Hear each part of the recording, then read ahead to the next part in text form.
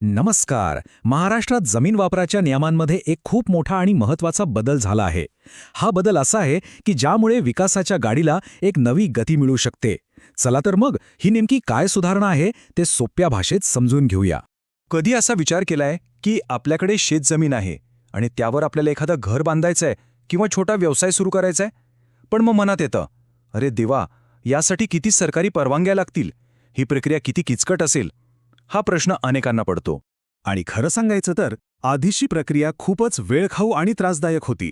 पण चांगली बातमी ही आहे की सरकारने ती जुनी पद्धत आता पूर्णपणे बदलून टाकली आहे. आता सगळं काही खूप सोपं आणि वेगवान झालं आहे. हे नेमकं कसं झालं तेच आपण आज पाहणार आहोत. ओके, तर हे सगळं व्यवस्थित समजून घेण्यासाठी आपण 5 भागांमध्ये पुढे जाऊ.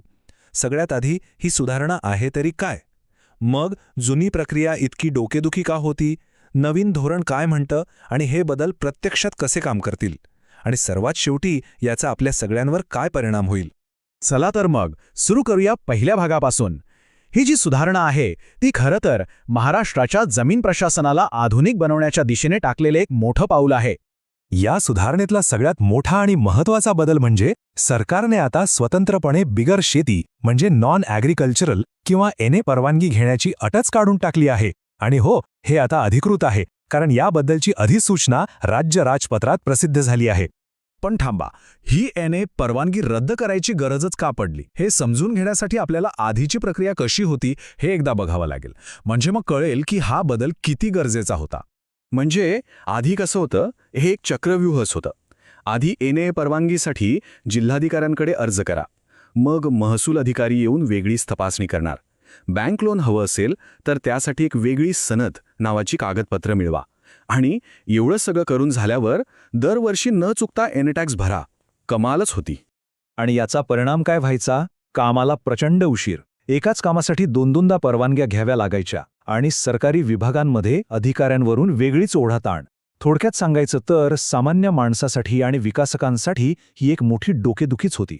मग ह्या डोकेदुखीवर उपाय काय? सरकारने आणला एक जबरदस्त उपाय एका नव्या संकल्पनेतून, ती म्हणजे डीम्ड परमिशन किंवा मान्य परवानगी. या एकाच गोष्टीने सगळं चित्र बदलून टाकलं आहे. आता डीम्ड एनए परवानगी म्हणजे नेमकं काय? अगदी सोपं आहे. जेव्हा महानगरपालिका किंवा नगरपालिकेसारखी संस्था तुमच्या बिल्डिंगच्या प्लॅनला मंजुरी देईल, तेव्हाच तीच मंजुरी तुमच्या जमिनीच्या बिगर शेती वापरासाठीची फायनल परवानगी मानली जाईल. म्हणजे वेगळ्या परवानगीची आता गरजच उरली नाही. ठीक आहे, संकल्पना तर चांगली आहे, पण हे नवीन धोरण प्रत्यक्षात काम कसं करणार? याचे 3 मुख्य आधारस्तंभ आहेत ज्यामुळे ही सगळी प्रक्रिया एकदम सोपी झाली आहे. पहिला आणि सगळ्यात महत्त्वाचा घटक म्हणजे एकात्मिक मंजुरी. याचा अर्थ असा की आता फक्त तुमच्या बांधकाम आराखड्याला मिळालेली मंजुरी पुरेशी आहे. जिल्हाधिकाऱ्यांकडनं वेगळी परवानगी घेण्याची भानगडच नाही. एक अर्ज, एक मंजुरी, विषय संपला. दुसरा घटक पैशांशी संबंधित आहे, जो खूप महत्त्वाचा आहे. आधी कसं होतं, दरवर्षी एनए टॅक्स भरण्याचा त्रास होता. आता त्याऐवजी फक्त एकदाच रूपांतरण प्रीमियम भरायचा. म्हणजे जमीन शेतीतून बिगर शेती वापरासाठी बदलताना फक्त एकदाच शुल्क भरायचं. दरवर्षीची डोकेदुखी आणि आर्थिक भार दोन्ही कमी. आणि ऐका, अजून एक मोठा दिलासा आहे. बँक कर्ज घेण्यासाठी जी सनद लागायची ती अटसुद्धा आता काढून टाकली आहे. विचार करा, यामुळे प्रकल्पांसाठी पैसे उभे करणं किती सोपं होईल. कागदपत्रांचा पसारा खूप कमी झाला आहे. आणि तिसरा महत्त्वाचा घटक ज्यामुळे हे सगळे शक्य झालंय ते म्हणजे टेक्नॉलॉजी. ह्या डिजिटल सिस्टीममुळे ही संपूर्ण नवीन प्रक्रिया अतिशय कार्यक्षम आणि सोपी बनली आहे. आता सगळं काही ऑनलाईन आहे. BPMS किंवा ऑटो DCR सारख्या सिस्टीममधून अर्ज करता येतात. आणि सगळ्यात भारी गोष्ट म्हणजे एकदा मंजुरी मिळाली की तुमच्या 7-12 उतार्यावरच्या नोंदी आपोआप ऑटोमॅटिकली बदलल्या जातात.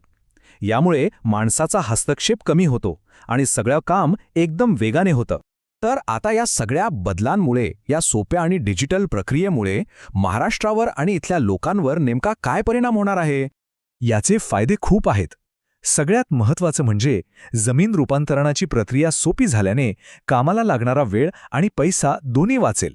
प्रशासकीय कामं अधिक वेगाने होतील. राज्यात व्यवसाय करणं सोपं होईल.